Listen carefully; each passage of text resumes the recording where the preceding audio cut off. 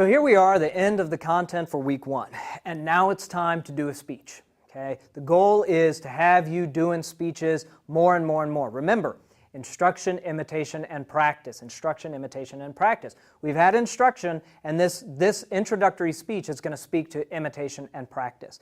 Now, this is just a light speech. It's an introductory speech. I'm using it because I want to set a baseline so you can sort of see how you improve over the course, what skills you need to work on as we go over the course. It's an opportunity for us to get to know each other in the medium that we're working in. So lots of Coursera courses have discussion forums where you introduce yourself. I want to have those as well, but we should also be using speech as a way of getting to know each other. This will allow us to develop a pool of model speakers. In a second, you'll see what I'm asking you to do in this introductory speech, but identifying a model of imitation is one of those things. So this allows us to develop that pool, and it allows us to start analyzing good speech. What works and what doesn't. Okay, what is an introductory speech that is really stands out from the crowd? Okay, so this introductory speech is very brief. In 1 to 4 minutes, tell us who you are and where you live. Okay, just tell us who you are and where you live. Why you signed up for the course, and what types of presentations you want to work on. And then here's the imitation element. Who do you think is an effective speaker and why? Okay, so give us the name, and we can go look them up on our own, but give us the name and give me one reason why that person is particularly strong. So I didn't write this out, I didn't plan this out, but since this is an introductory speech, I'll introduce myself again.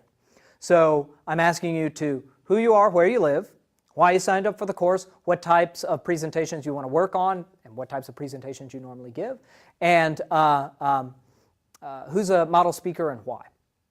So for me, here's how this would sound.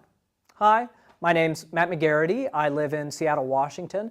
I signed up for the course because I was paid to. No, I wasn't paid to. I signed up for the course because I do a lot of speaking, but I've started to do speaking in new types of genres, and I want to improve that skill. So the types of presentations I normally give are sort of lectures in front of classes, and what I want to work on are shorter presentations aimed with less audience response, where I'm not really seeing the audience. So that's the genre I've been working in lately.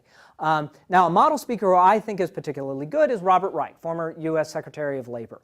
And the reason I think he is so good is because he's energetic, he's funny, but he's also very good at moving between a key idea that he wants you to understand and some really deep detail. And he doesn't get lost in the detail, and he doesn't ignore it either. He balances sort of the general claim and the specific support very well. And I think that's an admirable trait, and it's one that I wish I did better. Thank you. So that would be a good sample speech, or a sample speech anyway. I want you to do this. In the next video lecture, we'll talk about how you go about posting these, and also a little bit how you should be thinking about practicing these. Let me just say, by way of preview, when you, in this class, perform a speech for a video, I would really ask you to not record it 1,000 times. And I want you to go with a speech. So once you start it, once you've got the camera rolling, record that speech. If you find yourself in a problem speaking, if you find yourself in a dark alley of your main point, I don't want you to stop the speech, restart it, and we never see that.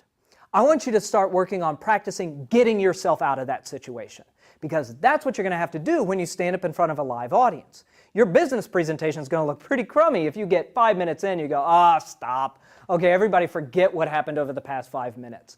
You don't have that capacity, so you need to be working on getting yourself out of issues, practicing past them. You forget what you're going to say, take a moment in the speech, regather your thoughts, and keep going.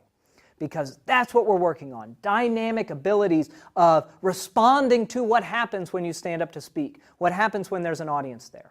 And I'll speak more in the next lecture to how we do this, how we should be practicing these speeches when we don't have audiences, because that's, in essence, the situation we find ourselves in for most of these speeches in an online course. But we'll talk about that in a bit.